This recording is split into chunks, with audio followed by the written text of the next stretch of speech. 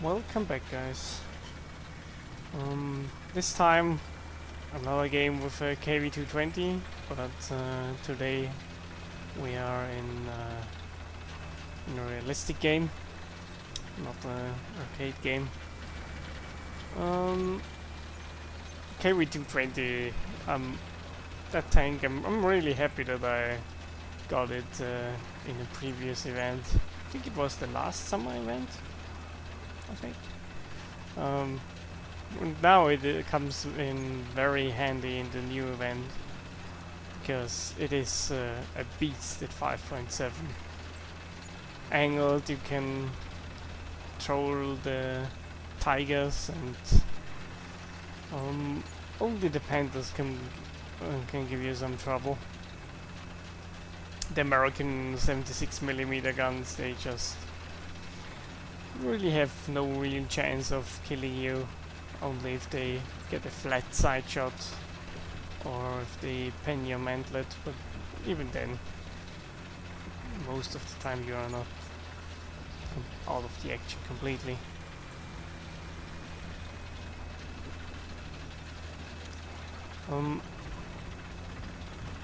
For this match I tried to... oh, there's a tiger. I just panicked and put a pretty bad shot in the front, which bounced. Second shot, we reload at the same time, and he bounces. He tries to shield himself with the smoke, but he was unable to move, so I just held the aim where I was already aiming and killed him in the second shot. And here you could see Tiger also shot twice at me, and both shots bounced because of the all-round 100mm of armor. And even the cupola is also 130 rounded, so they can even bounce off the cupola on this thing.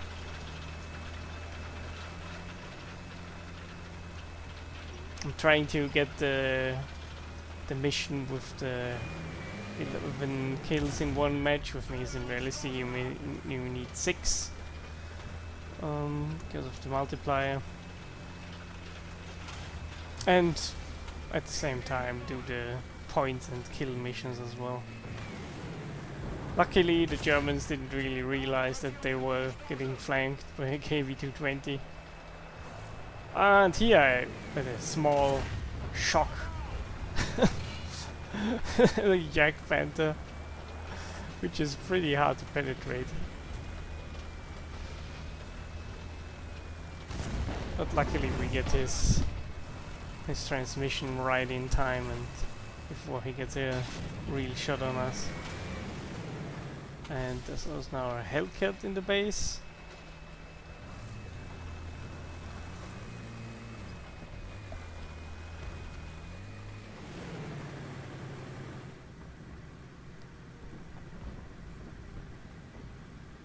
Now we're gonna have to wait a bit. It's gonna end here with some insanely bad shooting because the whirlwind jukes me and stops right in time where I let him, and then I let him too much. Yeah. All in all, pretty bad shooting.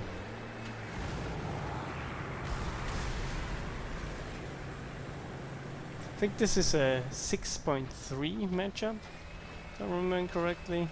T44, yeah.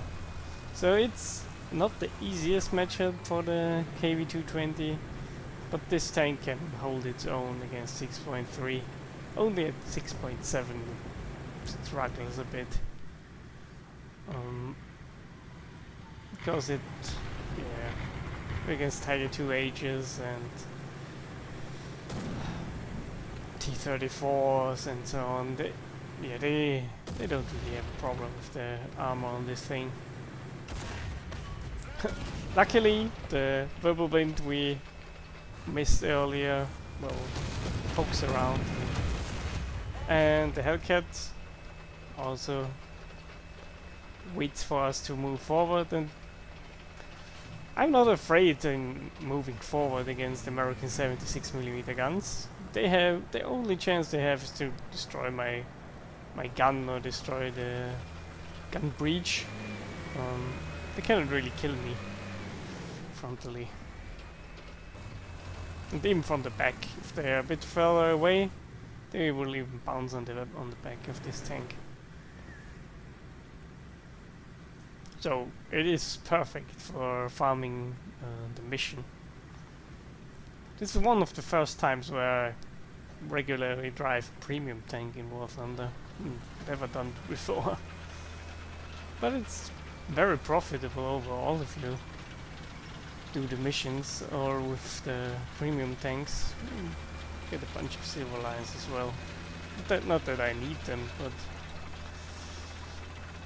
nice to have them for new tech tree or new high tier tanks, which can get very expensive if you buy them and elite them. Now I decide to move forward because, well, my team also has gotten thinned out a lot, and there's some high kill enemies on the team as well, who will have a bunch of spawn points. And another whirlwind who tries to run away.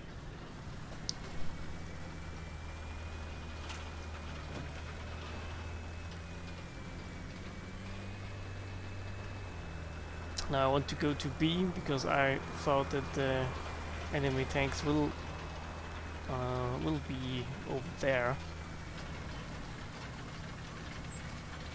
because they already kept it. I already told the guy who is near C that they should please cap C because there's no threat. And an alpha blade. For some reason in this game a lot of people just didn't see me. Even this tank is not the smallest. It's pretty big and boxy, so you will spot it pretty easily on the especially if I'm sitting on a hill like this. And an extra blade.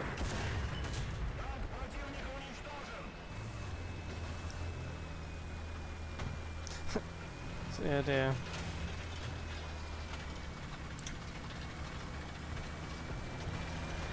Thinking now, I'm seeing that the friendly is shooting over there towards A, and he's getting shot at the whole time. So I tried to get over there as quickly as possible to maybe save him. I could have shot from over here, but at this point I still have not a clue where exactly he gets shot at. Only now I'm seeing the Hellcat. Sadly, I'm hitting right on the gun, destroying the gun, but yeah, no damage to the tank on the other modules and crew members. So he decided to pull back. Well, I can now cap freely without being shot at, because he still has to repair his gun, and the T-34-85 can repair and maybe get into cap as well and replenish a crew member if he needs to. And I'm pretty sure that he needs to.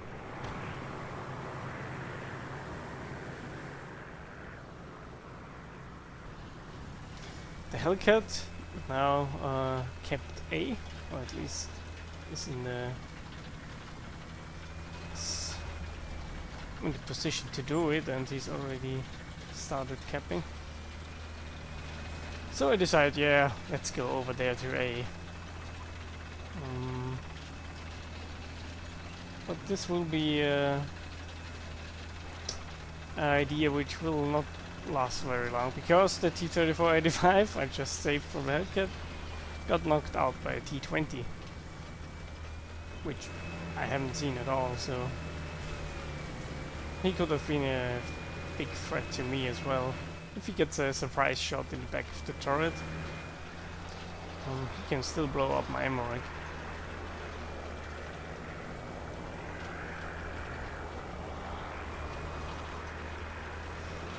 it's still pretty even, surprisingly, even though we're getting some kills already. And the enemy still has players who didn't die at all. I think that's the... must be the Hellcat or something.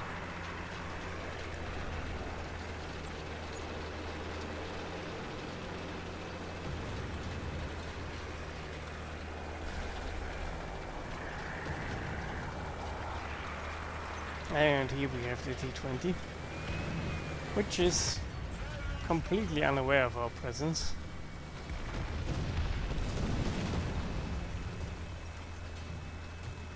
And now we will find the Hellcat again.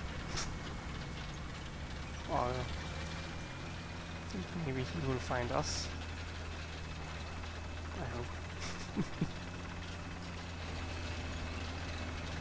And here we have the Hellcat. I spot him earlier than he does. We get the transmission and the engine, set him on fire.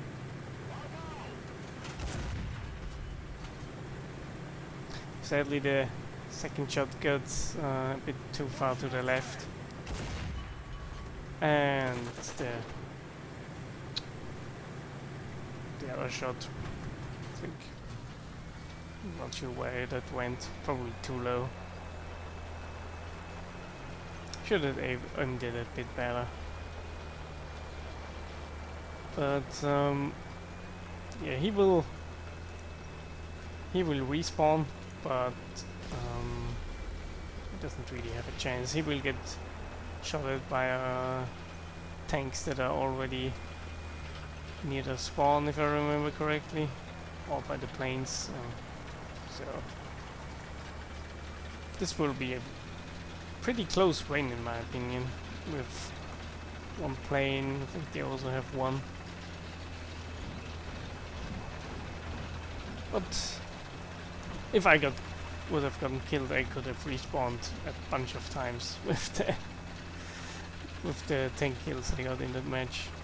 I hope this showed how powerful the KV-220 can be, and that it can bounce Tigers and American 76mm. Only British cannons with the APDS rounds. They are very, very scary to fight against.